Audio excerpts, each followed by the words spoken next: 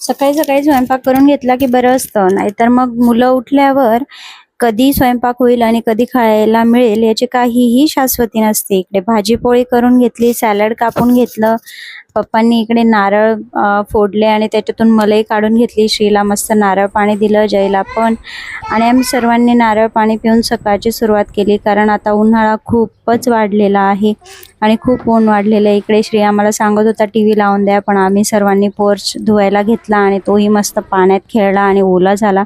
नंतर त्याची आंघोळ वगैरे झाल्यावर श्री आणि जय दोघांनी मस्त फुलं तोडून आणले. जयने जे केलं ते श्री करत असतो, आणि जयने फुल तोडून आणलं आणि बाप्पाला वाहतो म्हटलं तर मलाही करू दे म्हटला, आणि तोही इथे फुल वाहतो आहे.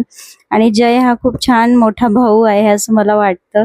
त्याच्यानंतर डाळिंब सोलले आणि डाळिंब खातोय आता, जरा रिलॅक्स बसलाय. तोपर्यंत म्हटलं चला आपली कामं थोडी आवरून घेऊयात.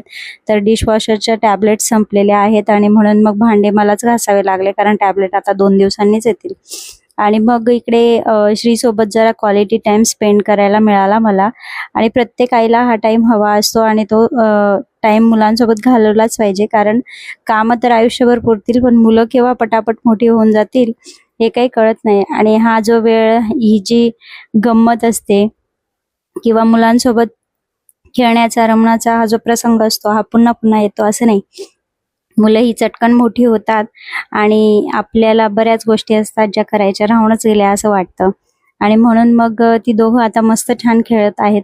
आणि इकडे ज्युसर पडलेला आहे बरं का.